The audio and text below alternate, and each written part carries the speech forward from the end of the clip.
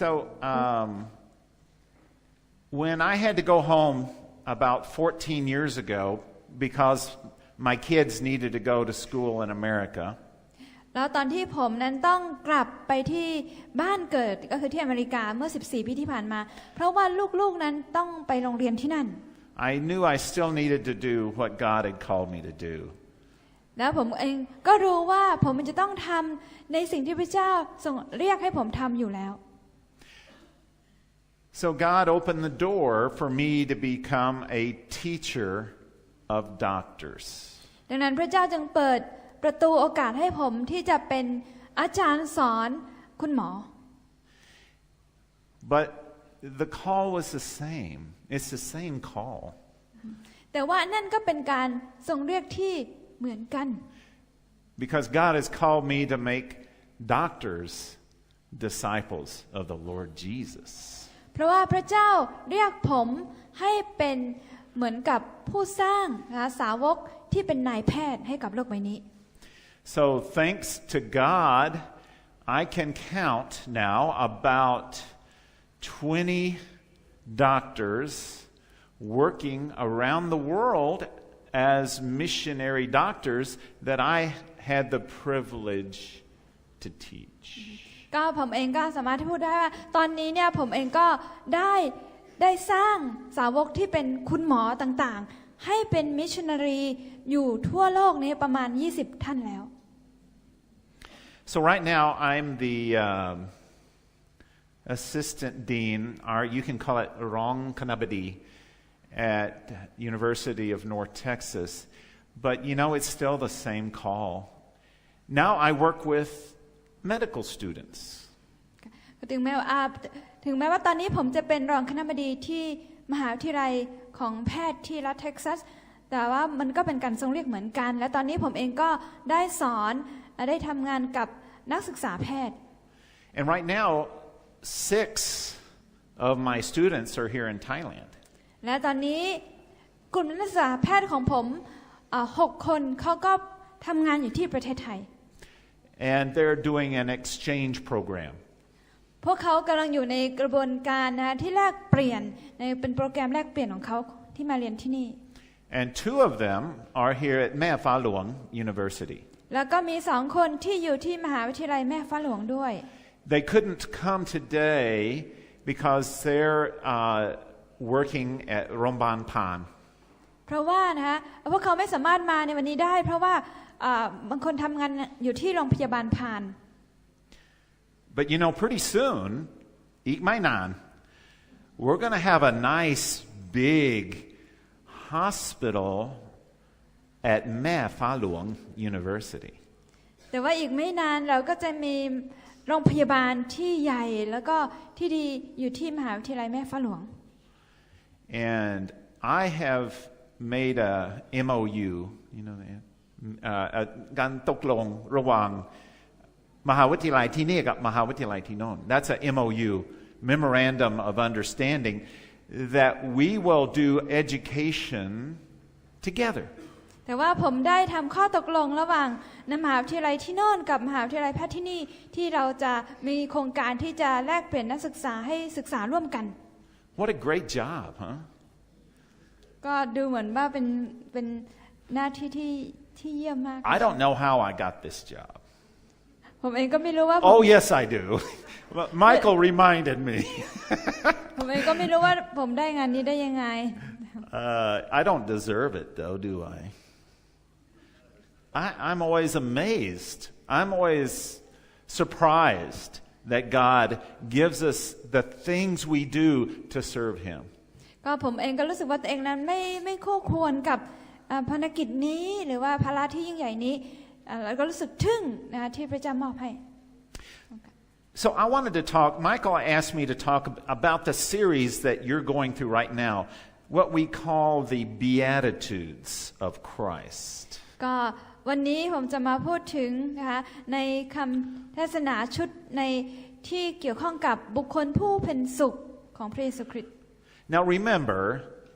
I'm not a preacher. ขอให้ทุกคนรู้ว่าผมเองนั้นไม่ใช่นักเทศน์ I'm just an old country doctor. ผมเองก็เป็นคุณหมอธรรมดาเป็นหมออายุมากแล้วที่รักษาคนชนบทคนที่ด้อยโอกาส an old country doctor but you know God still gives us things that we do He gives us the words that He wants us to share I hope so แต่ว่าพระเจ้าเองก็ให้พระคำของพระองค์และให้สิ่งต่างๆให้เราที่จะแบ่งปัน So I'm going to read for you out of Matthew chapter 5 and then she will read in Thai as well เดี๋ยวเราจะอ่านจากในพระธรรมมัทธิวบทที่5นะคะเดี๋ยวพระจะอ่านเป็นภาษาไทยค่ะ When Jesus saw the crowds he went up on the mountain and after he sat down his disciples came to him he opened his mouth and began to teach them saying Blessed are the poor in spirit for theirs is the kingdom of God kingdom of heaven Blessed are those who mourn, for they shall be comforted. Blessed are the gentle, for they shall inherit the earth. Blessed are those who hunger and thirst for righteousness, for they shall be satisfied. Blessed are the merciful, for they shall receive mercy. Blessed are the pure in heart, for they shall see God. Blessed are the peacemakers, for they shall be called sons of God. Blessed are those who have been persecuted for the sake of righteousness, for theirs is the kingdom of heaven. Blessed are you when people insult you and persecute you and falsely say all kinds of evil about you because of me. Rejoice and be glad, for your reward in heaven is great. For in the same way they persecuted the prophets who were before you. ค่ะในพระธรรมมัทธิวบทที่5ข้อ1ถึง12นะคะก็บอกครั้นทอดพระเนตรเห็นคนมากดังนั้นพระองค์ก็เสด็จขึ้นไปบนภูเขาและเมื่อประทับแล้วเหล่าสาวกของพระองค์มาเฝ้าพระองค์แล้วพระองค์จึงตรัสสอนเขาว่าบุคคลผู้ใดรู้สึกบกพร่องฝ่ายวิญญาณผู้นั้นเป็นสุขเพราะแผ่นดินสวรรค์เป็นของเขาบุคคลผู้ใดโศกเศร้าผู้นั้นเป็นสุขเพราะว่าเขาจะได้รับการทรงปลอบประโลมบุคคลผู้ใดมีใจอ่อนโยนผู้นั้นเป็นสุขเพราะว่าเขาจะได้รับแผ่นดินโลกเป็นมรดกบุคคลผู้ใดหิวกระหายความชอบธรรมผู้นั้นเป็นสุขเพราะว่าพระเจ้าจะทรงให้อิ่มบริบูรณ์บุคคลผู้ใดมีใจกรุณาผู้นั้นเป็นสุขเพราะว่าเขาจะได้รับพระกรุณาตอบบุคคลผู้ใดมีใจบริสุทธิ์ผู้นั้นเป็นสุขเพราะว่าเขาจะได้เห็นพระเจ้าบุคคลผู้ใดสร้างสันติผู้นั้นเป็นสุขเพราะพระเจ้าจะทรงเรียกเขาว่าเป็นบุตรบุคคลผู้ใดต้องถูกข่มเหงเพราะเหตุความชอบธรรมผู้นั้นเป็นสุขเพราะว่าแผ่นดินสวรรค์เป็นของเขาเมื่อเขาจะติเตียนข่มเหงและนินทาว่าร้ายท่านทั้งหลายเป็นความเท็จเพราะเราท่านก็เป็นสุขจงชื่นชมยินดีเพราะว่าบำเหน็จของท่านมีบริบูรณ์ในสวรรค์เพราะเขาได้ข่มเหงผู้เผยพระวจนะทั้งหลายที่อยู่ท่านก่อนท่านเหมือนกัน So these verses that we just read are called the Sermon on the Mountก็ในพระธรรมที่เราเพิ่งอ่านไปตรงนี้นะคะเราเรียกว่าเป็นพระธรรมคำเทศนาบนภูเขาของพระเยซู And I would maintain they're the central or core message of Christ to the people of that time. แล้วในตรงนี้เนี่ยถือว่าเป็นนะคะเหมือนกับเป็นใจความหลักเลยของคำสอนของพระเยซูในสำหรับคนในยุคนั้น These are core truths that Jesus used to reorient his followers to a new way of life. อันนี้เหมือนกับเป็นแก่นของความจริงที่พระเยซูใช้เหมือนปฐมนิเทศใหม่ให้กับคนเหล่าสาวกที่ติดตามพระเยซูในตอนนั้น It's really a new way of thinking about God. มันก็จริงๆแล้วมันเป็นเหมือนกับแนวความคิดใหม่รูปแบบใหม่เมื่อเราคิดถึงพระเจ้า And what God wants or values from us. แล้วก็สิ่งที่พระเจ้าคิดถึงสิ่งที่พระเจ้าต้องการให้เราให้คุณค่า But you know, this was an unusual message. It was revolutionary to these folks. แต่ว่าคำเทศนาชุดนี้ของพระองค์นั้นดูเหมือนเป็นคำเทศนาที่แปลกจากเดิมและเหมือนกับเป็นการปฏิวัติใหม่เลย And they were difficult, just as they are now. แล้วก็มีความยากอยู่ในนั้นด้วยเหมือนกับสิ่งที่มันเป็นอยู่ในตอนนี้ด้วย These attributes, these characteristics are countercultural. เหล่านี้นะคะเป็นคุณลักษณะแบบนี้เนี่ยเหมือนกับเป็นสิ่งที่อยู่แถวหน้าของทางสังคมเราเลย มันตรงข้ามกับวัฒนธรรมของเรานะ ตรงข้ามกับวัฒนธรรมของ It's เรา not what we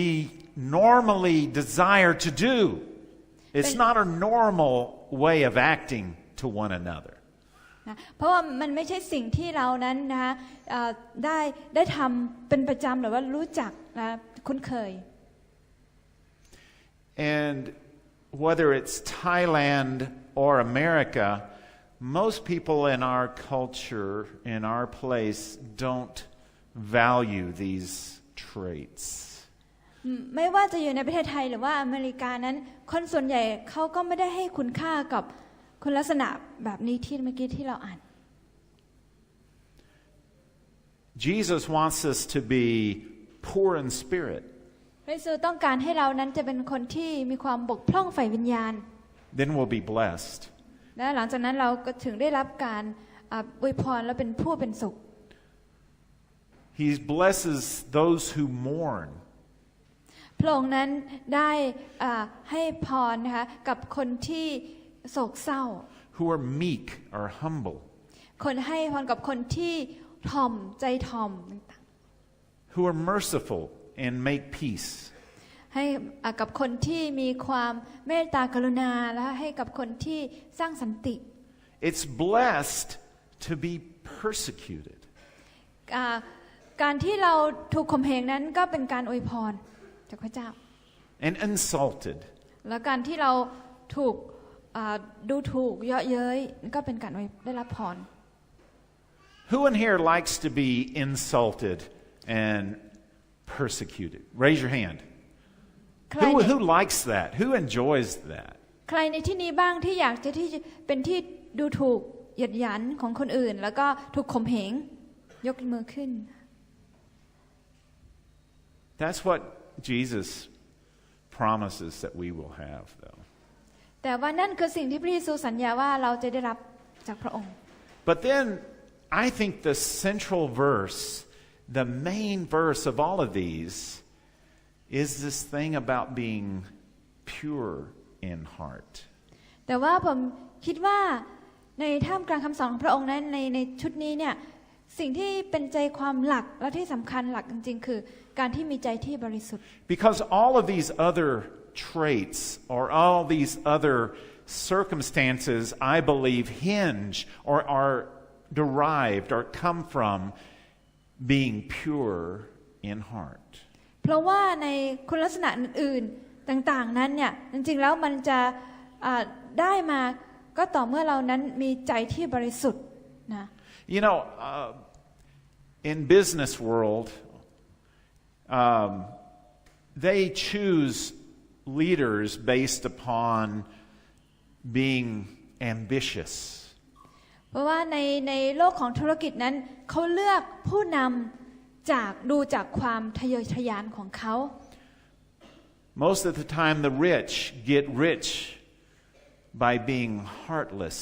and mean. เพราะว่าส่วนใหญ่แล้วคนที่ร่ำรวยนั้นเขาร่ำรวยมาจากการที่เขามีหัวใจที่เย็นชาแล้วก็เป็นคนที่ร้าย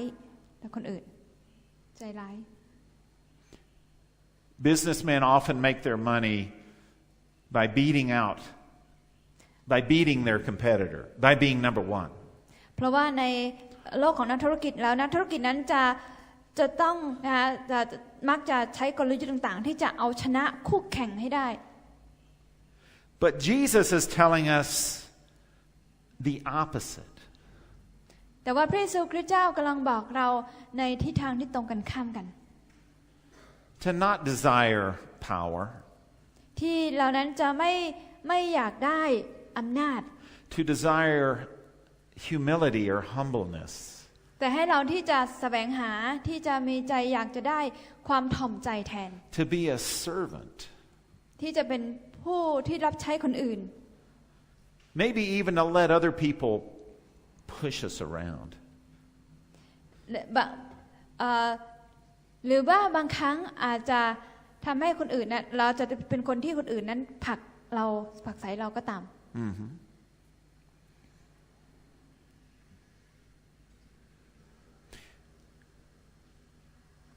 But when Jesus talks about being pure in heart, แต่ว่าเมื่อตอนที่พระเยซูได้พูดถึงเรื่องของการมีหัวใจที่บริสุทธิ์นั้น how can that be us? แล้วเราจะเป็นอย่างนั้นได้ยังไง You know what's in your heart, don't you? คุณก็รู้ว่าอะไรคือสิ่งที่อยู่ในใจของคุณใช่หรือไม่ You know, I don't know exactly what's in your heart, but I do know what's in my heart, and I know most people are kind of like me. แล้วก็ผมก็ไม่รู้ว่าอะไรอยู่ในใจของคุณแต่ผมรู้ว่าอะไรอยู่ในใจของผมและผมก็รู้ว่ามีหลายๆคนที่มีลักษณะคล้ายๆผมเหมือนกัน And I know it's not pure. แล้วผมก็รู้ว่ามันไม่ได้บริสุทธิ์ You know, Thai people like to talk about their heart, don't they? ก็คนไทยส่วนใหญ่ก็ชอบที่จะพูดถึงเรื่องหัวใจ So it's a good thing to be kon jai di, right? To be a happy, good-hearted person. ก็เป็นสิ่งที่ดีนะคะที่เราจะเป็นคนที่ใจดีนะคะเป็นคน But that's a long way from being a pure heart. แต่ว่าอันนั้นก็แตกต่างจากการที่เรามีใจบริสุทธิ์ด้วย You know, when we look at our hearts, we know deep within they're full of deceit and lying. เมื่อเราดูที่หัวใจของเราเราจะรู้ว่าหัวใจของเรานั้นจะเต็มไปด้วยการหลอกลวงแล้วก็คำโกหกต่างๆ They're full of pride เราจะเต็มไปด้วยความหยิ่งจองหอง and greed และความละโมบโลภมาก and ambition. แล้วก็ความทะเยอทะยาน How in the world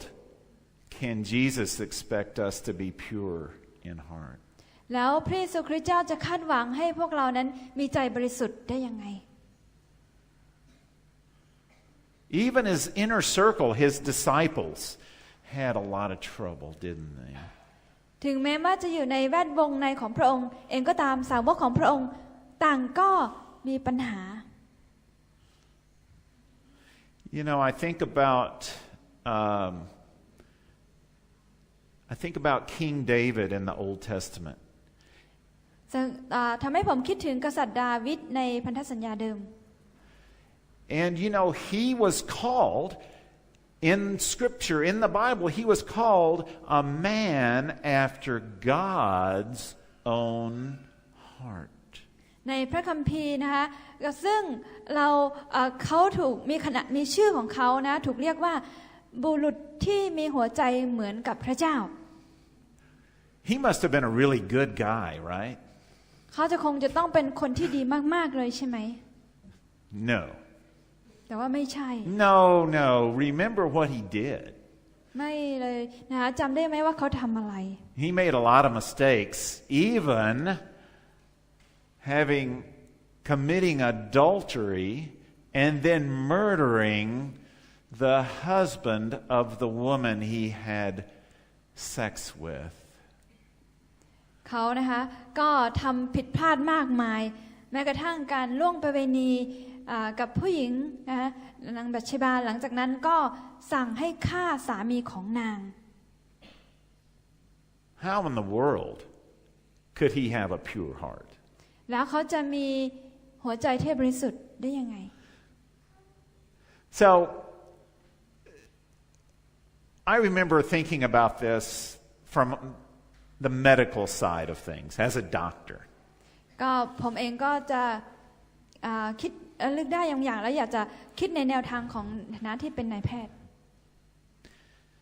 So the word that we use for heart here, we also use for that organ in our chest that beats and pumps the blood to our body. แล้วคำว่าหัวใจในตรงนี้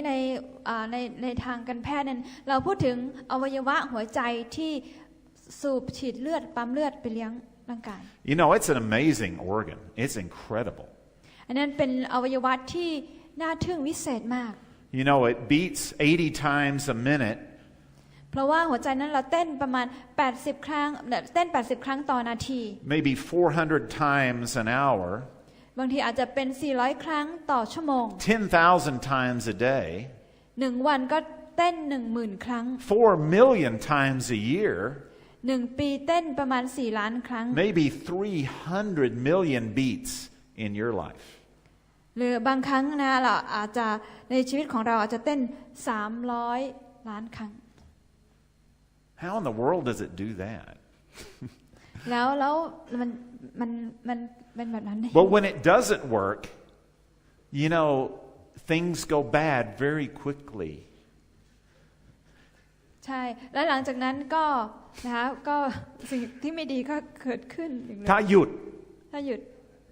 ไม่ดีเลยภายในแค่ 3-4 นาทีก็ ตาย What happens?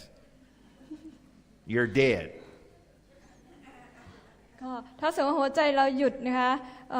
แป๊บเดียวไม่ว่าจะเป็น3 หรือ 4 นาทีก็จะเสียชีวิตนะคะ So we all want to keep our hearts healthy, don't we? We you know, most of my job is trying to keep patients' hearts beating as a doctor. ดังนั้นเราจึงอยากที่จะรักษาสภาพหัวใจของเราให้ดีไว้นะในฐานะที่เป็นคุณหมอเองก็ต้องรักษานะจิตหัวใจของคนไข้ Yeah, because we don't want it to be too full of fat. เพราะว่าเราไม่อยากให้หัวใจของเรานั้นเต็มไปด้วยไขมันอุด We ตัน don't want it to have to pump against too much pressure. เราไม่อยากที่จะต้องปั๊มนะหัวใจแบบแรงๆด้วยความดันเยอะ We don't want it to go too fast or too slow. เราไม่อยากที่จะให้มันเต้นแบบเร็วเกินไปหรือว่าช้าเกินไป And so we've got lots and lots of medicine and technology and little devices to help us. ดังนั้นเราจึงใช้ยาต่างๆมากมายใช้เทคโนโลยีต่างๆมากมายหรือว่าอุปกรณ์เครื่องมือต่างๆมากมายที่จะช่วยหัวใจของเรา But you know, even when we do everything we can do, sometimes the hearts still fail. ถึงแม้ว่านะเราจะพยายามทำทุกวิถีทางที่จะช่วยมันก็ตามแต่บางครั้งหัวใจของเรานั้นก็ล้มเหลวได้ So some people, if they have enough money or enough insurance and happen to live in the right place, can get treatment even when their heart is about to die. แต่ว่าบางคนถ้าหากว่าเขามีเงินมากพอนะแล้วก็มีโอกาสต่างๆเนี่ยเขาก็สามารถที่จะมีการได้รับการรักษาโรคหัวใจแบบใหม่อย่างพิเศษได้นะถึงแม้ว่าหัวใจของเขาอันเก่าของเขานั้นจะตายใกล้จะตายแล้วก็ตาม They can get a heart transplant. เพราะเขาสามารถที่จะได้รับหัวใจใหม่ปลูกถ่ายเปลี่ยนหัวใจใหม่ได้ So about 20 years ago, I was going to a big medical meeting in Chiang Mai. ก็ประมาณ20 ปีที่แล้วผมก็ไปร่วมประชุมใหญ่ที่เชียงใหม่ And this was a big meeting just for missionary doctors and nurses and healthcare workers. แล้วซึ่งนั่นเป็นการประชุมเฉพาะสำหรับนายแพทย์พยาบาลแล้วก็คนที่เป็นฝ่ายการแพทย์ต่างๆ And the teachers, the ajahns, they came from the U.S., from big medical hospitals in the U.S. แล้ววิทยากรอาจารย์ที่มาสอนนั้นเขาก็มาจากโรงพยาบาลใหญ่ๆจากสหรัฐอเมริกาเดินทางมา So I met a doctor who came from the U.S. แล้วตอนนั้นผมเองก็พบกับคุณหมอคนหนึ่งผู้ชายคนหนึ่งที่มาจากอเมริกา His name was Gary Ott.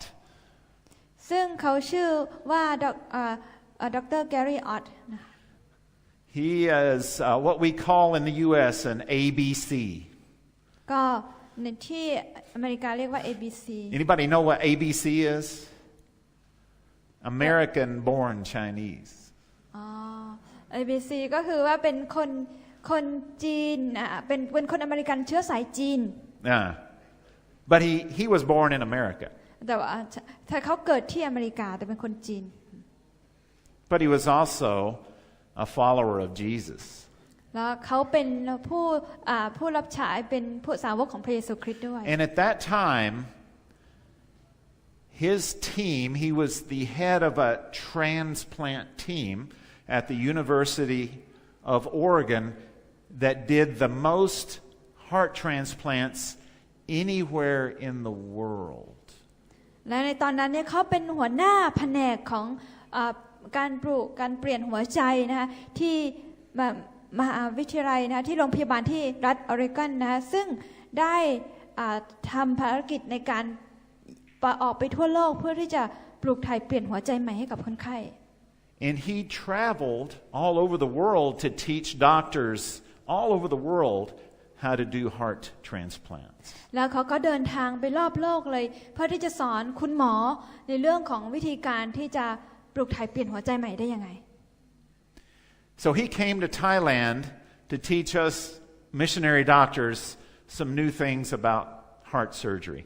แล้วเขาก็เลยเดินทางมาประเทศไทยมาสอนพวกเราที่เป็นคุณหมอเรื่องของการผ่าตัดหัวใจ I was so fascinated by what he had to say. It was incredible. ซึ่งผมก็ชื่นชมและชื่นชอบในสิ่งที่เขาได้สอนได้พูดอย่างมากเขาน่าทึ่งมาก He could take the sickest patient that you can think of and operate on them and make them like a new person. เขาสามารถที่จะให้คนไข้ที่เป็นโรคหัวใจที่เกือบจะไม่มีหวังแล้วนะที่จะใกล้จะเสียชีวิตแล้วเนี่ยสามารถที่จะผ่าตัดหัวใจและเปลี่ยนให้เขากลับมามีชีวิตเหมือนคนปกติได้ He got to fly in these nice jets and go get hearts from people with brain damage and bring them back to Oregon. เขาจะต้องเดินทางโดยเครื่องบินไปหลายๆที่นะเพื่อที่จะไปเอาหัวใจนะที่คนไข้ที่เขาบริจาคหัวใจเขาอาจจะมีปัญหานะได้รับอุบัติเหตุทางสมองต่างๆแต่หัวใจยังดีอยู่เขาก็ไปเอาหัวใจของคนนั้นมาเปลี่ยนให้กับคนไข้อีกรายหนึ่ง It was amazing and he had probably the best results of any heart surgeon in the United States. ก็เป็นเรื่องที่น่าทึ่งมากจริงๆแล้วเขาถือว่าเป็นคนที่มีศักยภาพแล้วก็มีสิ่งต่างๆนะคะที่ช่วยเขาในการที่จะผ่าตัดเรื่องหัวใจดีที่สุดในอเมริกาเลย He told me over 80% of his patients lived at least 1 year. แล้วเขาบอกว่านะประมาณ 80% ของคนไข้ของเขาเนี่ยจะมีชีวิตอยู่ต่อได้อย่างน้อย1 ปี About 50% would live 5 years. แต่ว่า 50% นั้นจะมีชีวิตต่อได้อีก5 ปี But after 10 years, only about 20% were still alive. แต่ว่าหลังจากนั้นนะผ่านไป10 ปีจะมี 20% เท่านั้นที่ยังคงมีชีวิตอยู่ได้ What happens is your own body makes antibodies, and it will start to destroy the new heart. สิ่งที่เกิดขึ้นคือหลังจากที่เขาผ่าตัดเปลี่ยนหัวใจปุ๊บเนี่ยร่างกายของคนไข้เองนั้นเขาจะสร้างแอนติบอดีที่จะต่อต้านนะคะเซลล์ใหม่แล้วก็จะทำลายเซลล์เดิม And so we use very expensive, dangerous medicine to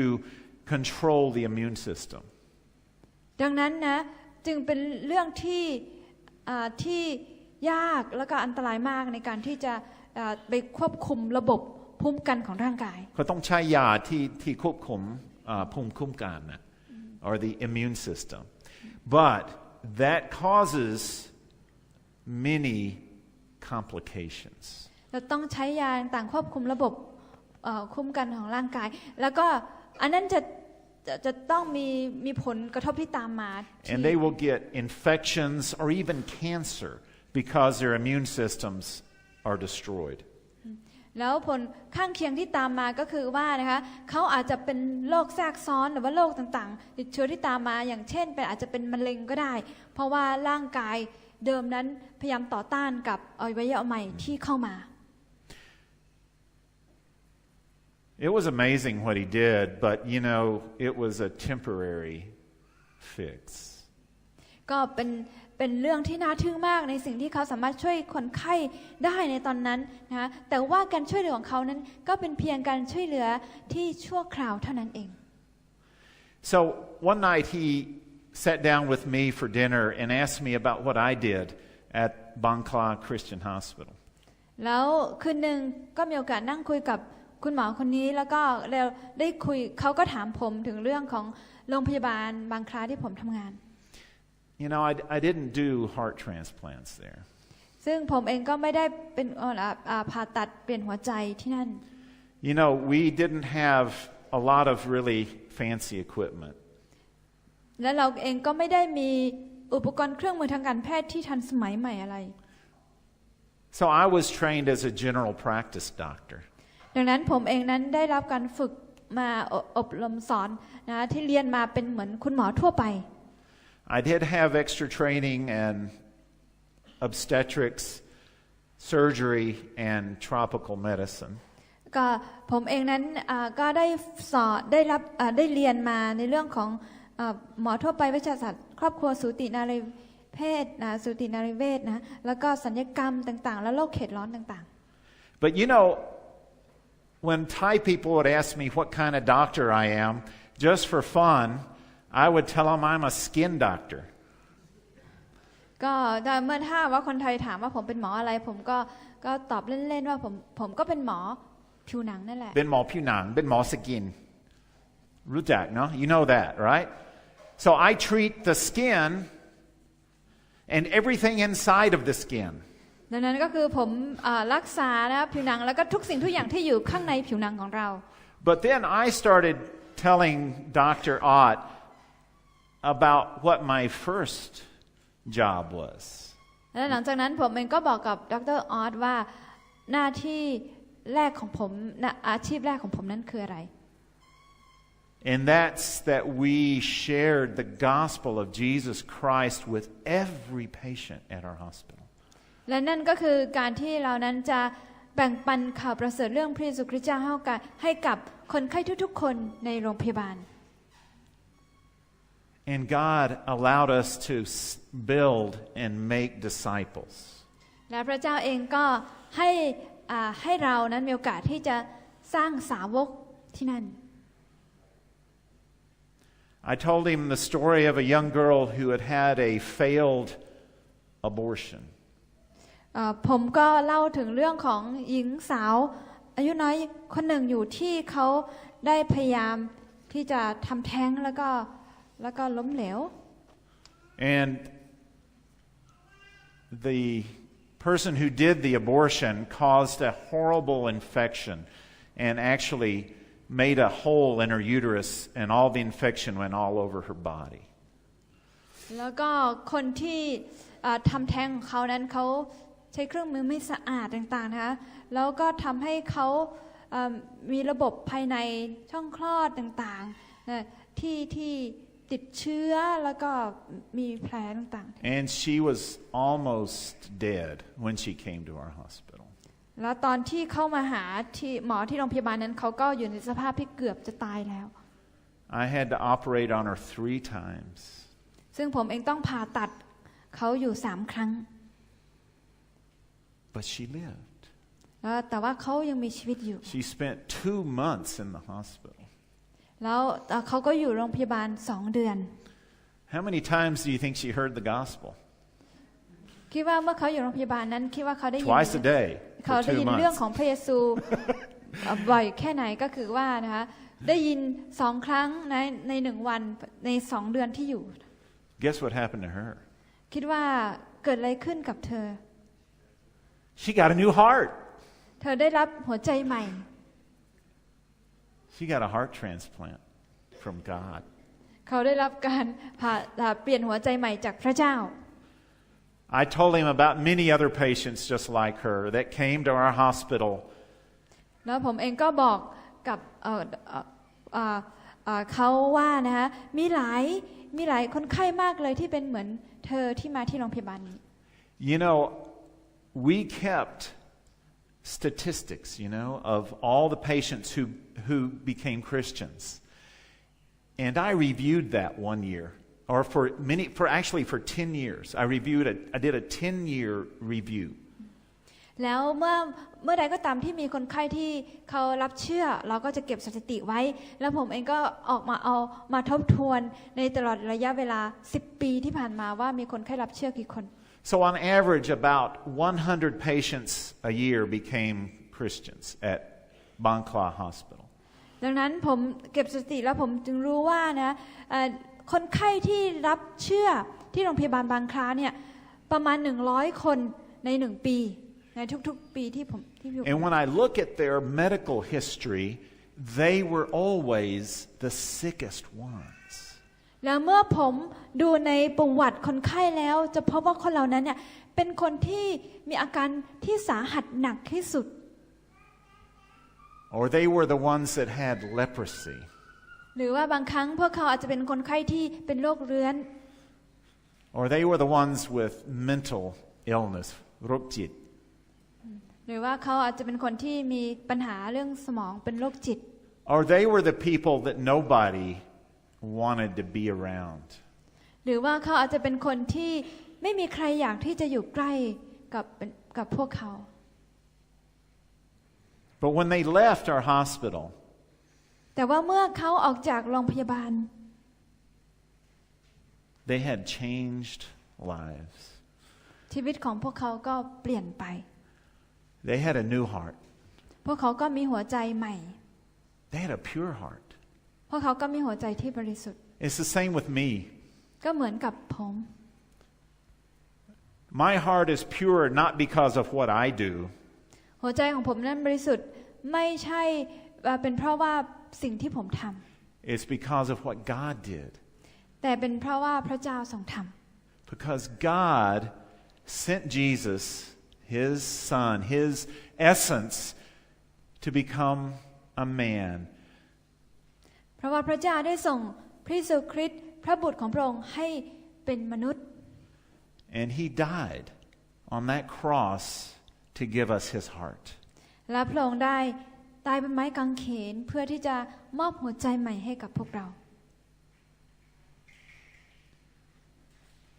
In Galatians chapter 2, verse 20, we'll just talk. We don't have to quote it, okay? I'll just say, it's in the guide, though. So read it. Just read it in your guide. Christ, it says, Christ lives in me. ในพระธรรมกาลาเทียบทที่2:20นะคะที่ได้พูดถึงเรื่องว่าพระเยซูคริสต์เจ้าอยู่ในตัวผมในตัวเรา I don't think we put this one there. 2 Corinthians 5:17. อยู่ในนะคะ2 Corinthians 2 โครินธ์บทที่5ข้อที่17 says we are new creations. ซึ่งได้บอกว่าเรานั้นเป็นสิ่งที่ถูกสร้างใหม่แล้ว And the life that's within us is the life that came from Jesus. แล้วชีวิตที่เราอยู่ในนี้เป็นชีวิตที่มาจากพระเยซูคริสต์ Friends, that's how we have a pure heart. และนั่นแหละคือที่มาของการที่เรามีหัวใจที่บริสุทธิ์ You know, I really can't give anybody a pure heart. I would if I could, but I can't. แน่นอนว่าผมไม่สามารถที่จะให้หัวใจใหม่ให้บริสุทธิ์ให้กับคนอื่นได้ผมทำไม่ได้ No doctor can do that. เราไม่มีคุณหมอคนไหนที่สามารถทำอย่างนั้นได้ What we can do, though, แต่ว่า is point them to the great physician who can do that. แต่สิ่งที่เราสามารถทำได้ก็คือชี้ให้เขาเห็นถึงนายแพทย์ผู้ยิ่งใหญ่ที่สุดที่สามารถทำอย่างนั้นได้ แพทย์ผู้ประเสริฐ แพทย์ผู้ประเสริฐ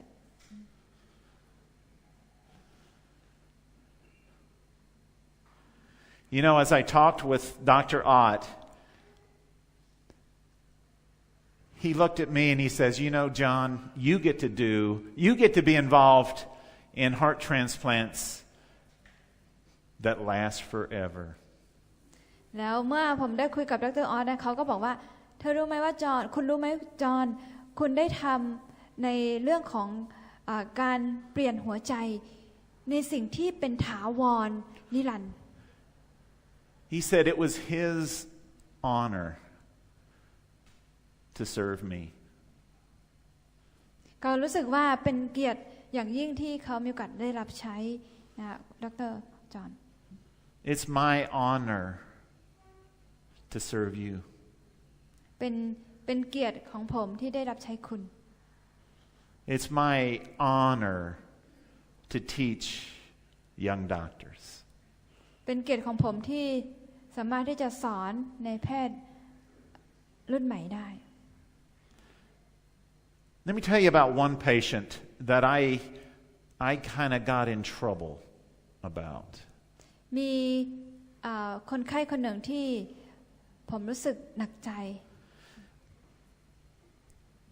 Yeah, well, I'll explain. So I was now back in America.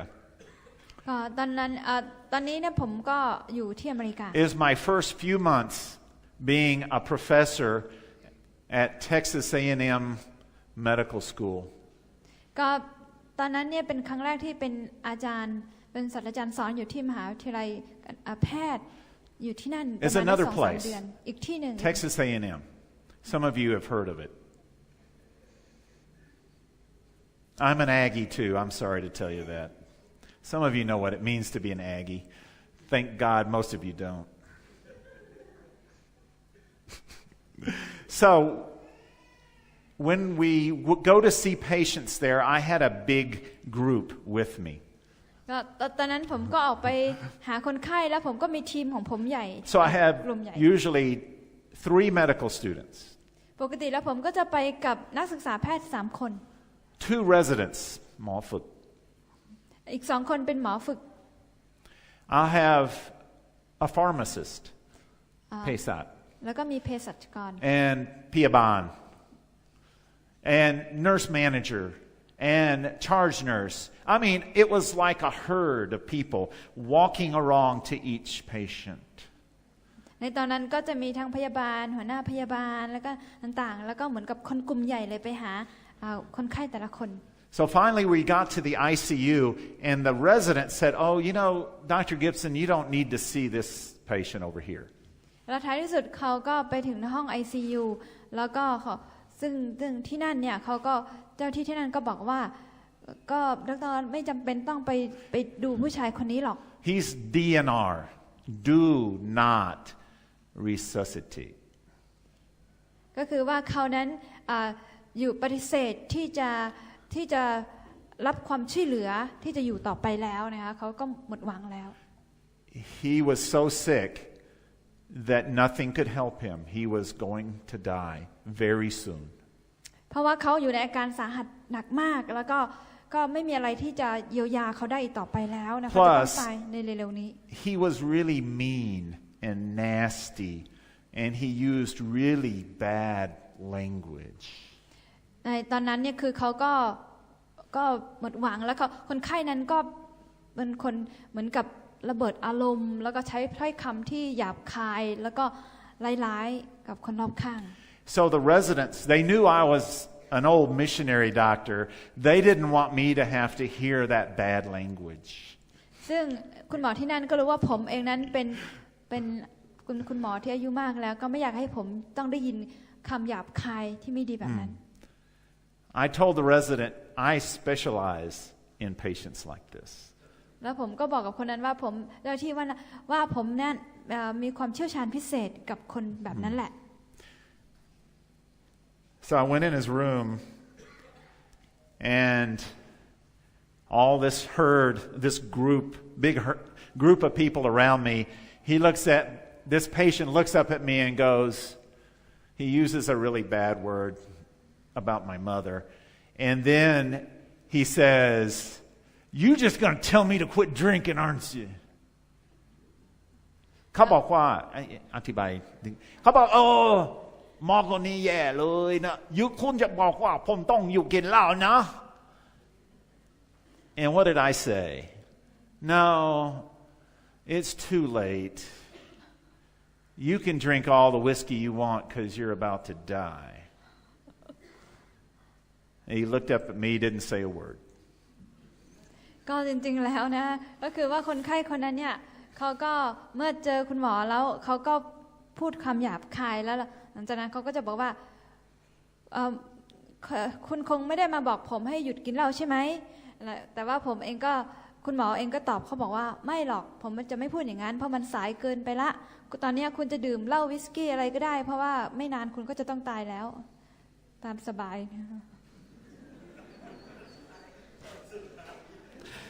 เขาไม่ค่อยสบายนะ I just said, though, I just have one question. Can I ask you one question? ซึ่งตอนนั้นเนี่ยผมเองก็ถามคำถามหนึ่งให้เขานะถามหนึ่งเขา I said, you know, you're going to die probably today or tomorrow. Where do you think you're going to end up when you die? Just answer me that. ผมก็ถามเขาว่าคุณก็รู้ใช่ไหมว่าคนนั้นจะตายอาจจะวันนี้หรือพรุ่งนี้แล้วคุณคิดไหมว่าหลังจากที่คุณตายไปแล้วเนี่ยคุณจะไปอยู่ที่ไหนให้คิดสิ All the medical students went, แล้วนักศึกษาแพทย์ทั้งหมดก็รู้สึกตกใจ The nurses went, แล้วพยาบาลก็ตกใจ So the patient looked at me with tears running down his face. He said, I know, I'm just going to die and go to hell. I'm a bad person. แล้วคนไข้ก็มองที่คุณหมอแล้วก็มีน้ำตาไหลออกมาแล้วเขาก็บอกว่าผมแค่รู้อย่างเดียวว่าผมจะต้องตายแล้วหลังจากนั้นก็ตกนรกเพราะว่าผมเป็นคนไม่ดี I looked at him and I said, you know, buddy,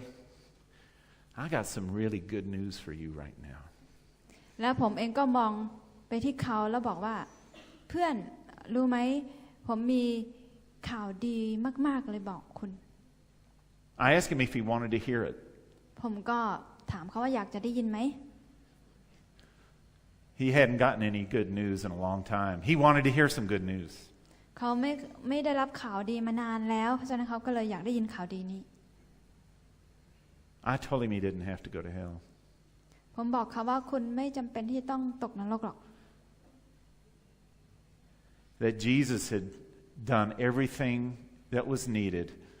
to take his sin away. เพราะว่าพระเยซูคริสต์เจ้าได้ทำทุกสิ่งทุกอย่างที่พระองค์ต้องทำเพื่อที่จะเอาความบาปของคุณออกไปหมดแล้ว If he would just be willing to confess and to believe and make Jesus his Lord, he would go to heaven. ผมก็บอกเขาว่าถ้าเพียงแต่เขาจะสารภาพบาปแล้วก็ยอมรับพระเยซูคริสต์เจ้าให้เป็นองค์พระผู้ช่วยให้รอดหลังจากนั้นเนี่ยจิตวิญญาณเขาจะได้ไปอยู่บนสวรรค์ I asked him if he wanted to do that. ผมก็ถามว่าเขาอยากจะทำอย่างนั้นไหม He said, yes, I want to do that. แล้วเขาก็บอกว่าใช่อยากจะทำอย่างนั้น And the medical student went, แล้วนักศึกษาแพทย์เขาก็ตกใจ The nurses went, พยาบาลก็ตกใจด้วยค่ะ But I asked everyone in that room to bow. And I led him in a prayer that he repeated after me, and he came to know Jesus as his Savior. แล้วก็ตอนนั้นผมก็ขอให้ทุกคนในห้องนั้นก้มศีรษะลงแล้วก็อธิษฐานแล้วก็นำเขารับเชื่อที่เขานั้นจะพบกับพระเยซู I knew I violated some rules. ผมรู้ว่าผมก็ได้ฝืนกฎอะไรบางอย่าง I loved doing that, though. ผมชอบที่จะทำอย่างนั้น That's what God called me to do, right? I mean, He really didn't call me to be an ajan. He called me to be a disciple maker. พระองค์นั่นคือสิ่งที่พระเจ้าเรียกให้ผมทำพระองค์ไม่ได้ทรงเรียกผมให้ที่จะเป็นอาจารย์แต่เรียกให้ผมสร้างสาวก 2 hours later, that man had a massive hemorrhage in his stomach and died. 2 hours. 2 ชั่วโมง 2 ชั่วโมงหลังจากนั้นชายคนนี้นะก็มีปัญหาเรื่องของท้องเลือดออกในท้องช่องท้องแล้วเขาก็ตายหลังจากนั้น2 ชั่วโมงที่รับเชื่อ I knew some of the people that were there were going to not be happy with what I did. คงมีบางคนที่อยู่ช่วงนั้นที่ไม่พอใจที่ผมทำเนาะอาจจะไม่พอใจ Because some people think if you're a doctor, you should only take care of the physical and leave the religion to the preacher boys. อาจจะมีบางคนในที่นั้นอาจจะไม่พอใจในสิ่งที่ผมทำเพราะว่าเขาคิดว่าคุณเมื่อคุณเป็นคุณหมอคุณก็ควรจะดูแลสุขภาพของคนไข้ที่ยังมีชีวิตอยู่สนใจมุ่งเน้นแบบนั้นแล้วก็ให้เรื่องของฝ่ายจิตวิญญาณเนี่ยให้กับนักเทศแทน Yeah, I don't think so. แต่ผมไม่ได้คิดแบบนั้น So I came back that afternoon to sign his death certificate. แล้วในบ่ายวันนั้นผมก็กลับมาแล้วก็ต้องเซ็นใบมรณะให้กับชายคนนี้มรณบัตรให้เขา And the head nurse asked to talk to me. แล้วก็หัวหน้าพยาบาลก็ได้มาพูดกับผม Yeah, I figured I was going to hear some criticism at that time. ในตอนนั้นเนี่ยผมเองก็รู้ตัวว่าคงจะได้คำวิพากษ์วิจารณ์กลับมาแน่ But no, she said, Dr. Gibson, I'm a Christian. I go to First Baptist Church in Bryan, Texas. แล้วหัวหน้าพยาบาลบอกว่าคุณหมอดิฉันก็เป็นคริสเตียนด้วยนะฉันเป็นพยาบาลเป็นคริสเตียนด้วยไปที่คริสตจักรแบปติสต์ที่เท็กซัสเหมือนกัน But they all tell me, the hospital administrator, the lawyers, and everybody, they tell me, you can't do what you just did. We can't do that. It breaks the rules. แล้วคุณหมอรู้ไหมว่าทนายความกฎหมายต่างๆเนี่ยเจ้าหน้าที่เขาบอกไว้ว่าเราไม่สามารถทำอย่างนั้นได้ถ้าเราบอกเรื่องศาสนาให้กับคนไข้เนี่ยมันเป็นการฝืนกฎ Oh, this is a government hospital. และนี่เป็นโรงพยาบาลของรัฐบาล Oh, you can't have religion in the government hospital. That's what they say in America. Some people say that. แล้วก็ที่อเมริกานะ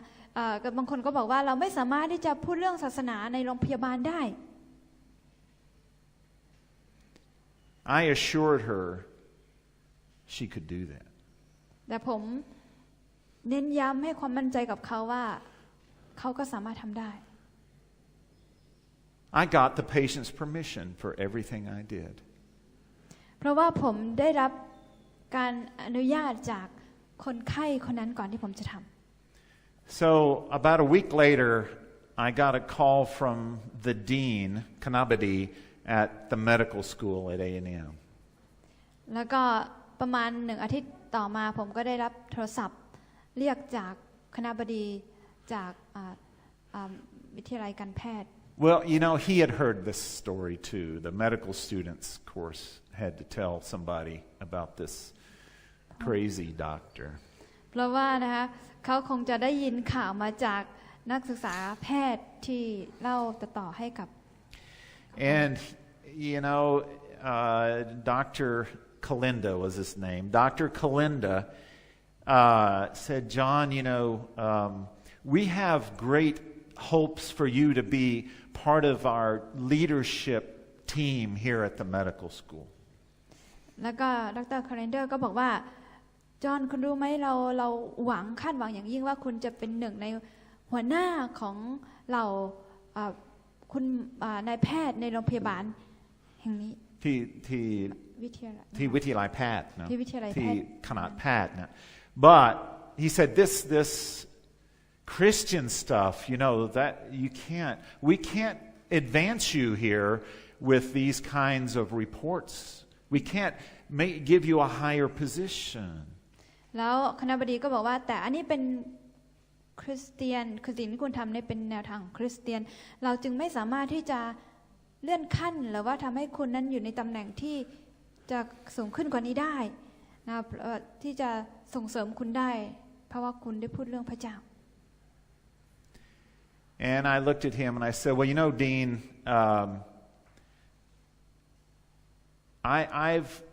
I've risen to just as high as I want to go in your medical school. I don't need to get any higher at your medical school. ซึ่งผมเองก็บอกกับคณบดีว่าท่านคณบดีผมเองก็ พอใจอยู่กับตำแหน่งที่คุณให้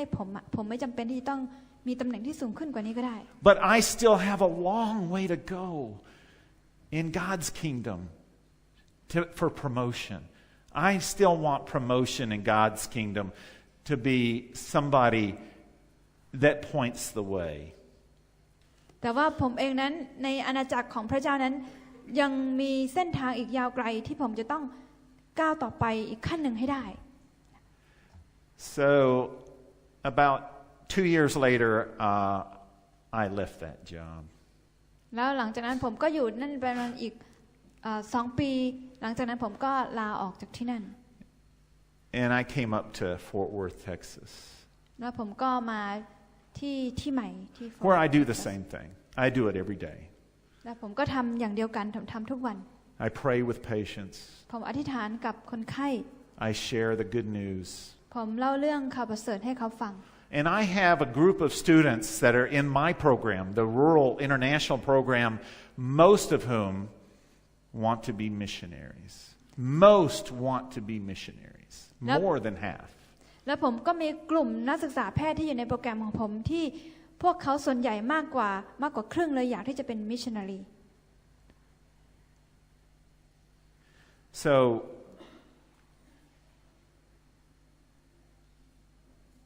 that's what I like to do, is to be involved in heart transplants. และนั่นคือสิ่งที่ผมอยากทำก็คือทำงานเกี่ยวข้องกับการเปลี่ยนหัวใจ How about you? Would you like to do that? แล้วคุณล่ะคุณอยากจะทำอย่างนั้นไหม Would you like to be a transplant doctor? คุณอยากที่จะเป็นคุณหมอที่เปลี่ยนหัวใจคน You can do it just as well as I can. คุณก็สามารถทำได้อย่างที่ผมทำ It's not my medical skills. It's not that really fancy degrees I have from those great universities. It's not that. That's not what gives me the opportunity to do heart transplants. มันไม่ใช่เกี่ยวข้องกับว่าผมนั้นเรียนจบสูงมายังไงแล้วได้รับใบยังไงมีตำแหน่งสูงยังไงนะถึงสามารถแต่ว่าสิ่งเหล่านั้นไม่ได้ช่วยให้ผมที่จะทำการเปลี่ยนหัวใจคนได้ I remember after I was up in Nan province, and we went to a little village up on the top of Chompu Phuka. It's the tallest mountain in that part of Thailand.